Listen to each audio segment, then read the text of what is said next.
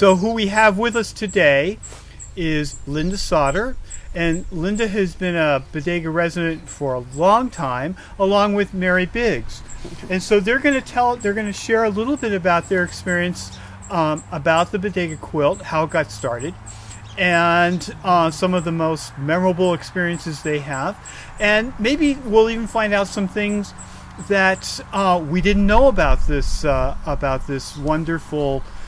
wonderful gift that they give the community. We'll start with Mary a little bit because she started just now. Because I just well, the Bodega Quilt actually began the idea for it began in 1980 when the volunteer fire department was meeting, and we were discussing how to improve the yearly fundraising that was happening. It had been just a chicken barbecue basically every year, and we were doing a brainstorming session about other things that we could do. We talked about expanding it to a 2-day event, which we did in 1980, and I had known there were some quilters in the area. I knew nothing about quilting, but I knew there were some quilters, and I said, hey, we could see if the quilters would make a quilt, and we could raffle it off.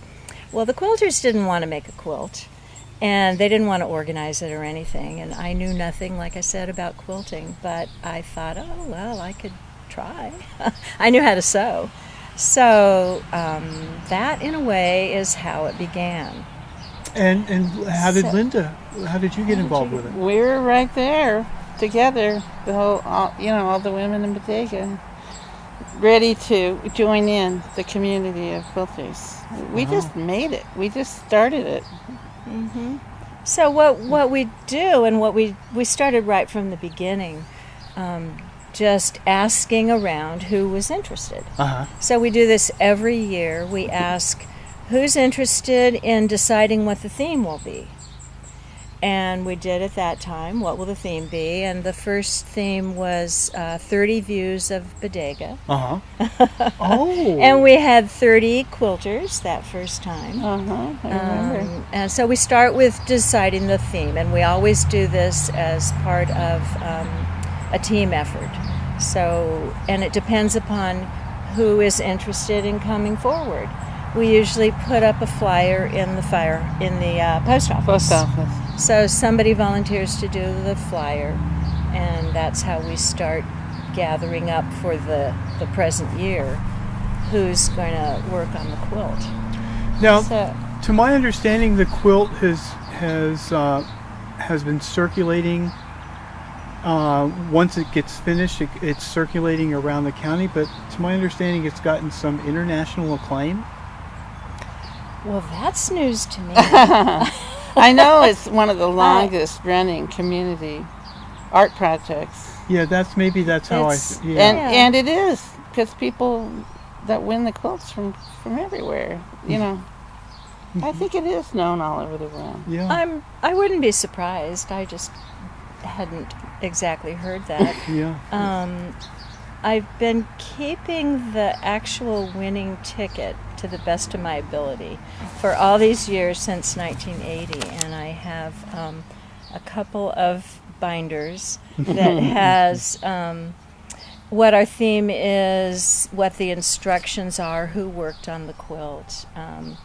I used to have photos of all of the quilts, but some of them have disappeared, so we don't exactly have all the quilts anymore, but we have plans one day beyond, well, the making of the quilt, we shouldn't get away from that, is really a wonderful, in some ways life-changing experience for a lot of people, because we decide our theme, and then Linda and I have been buying the fabric for the quilt for all these years. We go together. A couple times I haven't gone, and a couple times she hasn't gone, but basically we've been doing that. And for how long?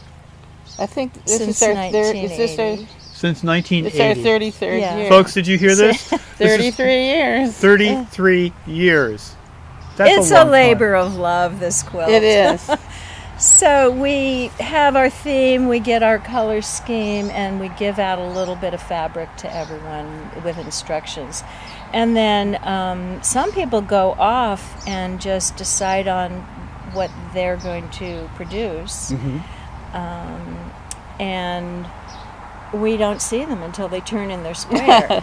And some years we have quilting bees where everyone gathers in the fire hall and we sew together and we inspire one another. And share fabric. And share fabric. And share ideas. Right. Yeah. Right. It's wonderful. It's wonderful. Completely, totally wonderful. But it's a creative endeavor. And people do beautiful, wonderful art. And then what happens is you give it away. You have to give it away.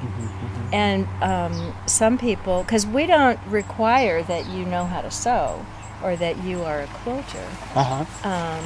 You just have to volunteer to do a square and get a spot these days because it's precious. People want to get in on it. So what's been your most memorable experience?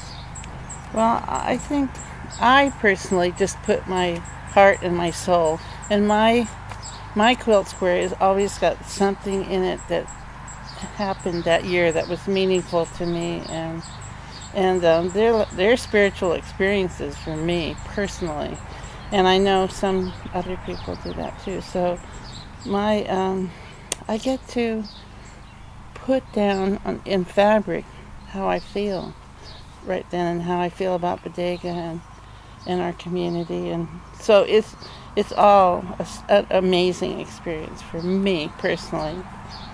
So. What's been your most memorable experience? I think my most memorable, because I'm very involved in the group process and I love working with all the people. But when I do my own square, I started being very overly complicated about it.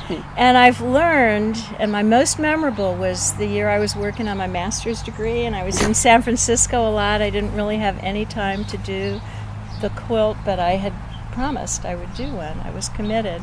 So I did my square in a day and a half. And that was a big breakthrough for me, to be able to sort of do a very spontaneous, quick execution of an idea. So that's memorable for me. You know, I learned something about myself, and I think that happens for other people too. It's such a process to be part of this quilt. We've lost members to illness, and everything has happened. Our children are born. My grandchildren were born. People die, and it just everything's there. It's all there. It's amazing. And who's going to Remember the one we dedicated to Carol? Yes. When she died. Right. And she was one of our first quilters. And Art Cassini. Art Cassini, yes. Because And, right. all these astounding people. Right. True. The themes, we had the women of Bodega, the men of Bodega, the children, The barns. the barns. So we try to stay close to home, but we've done Bodega and her neighbors. Birds. The and birds, plants. of course. The mandalas. The mandalas. Yeah, right. And this year it's roots. And you will not believe the kind of roots that have been shown. It's truly, you'll get to see it. It's unbelievably beautiful. It's just beautiful. Wow. Okay. It's gorgeous. And almost every year we've had a new person who's never sewn before. So we've had children participate. We've had a handful of men over the years, and it's always been very precious to have men involved, and they get very exciid. None of them have done repeat squares. Because it was so We don't hard. know why. Because it's so hard. That's Linda. You talk about how hard it is. It's not an easy thing to accomplish. It's not an easy.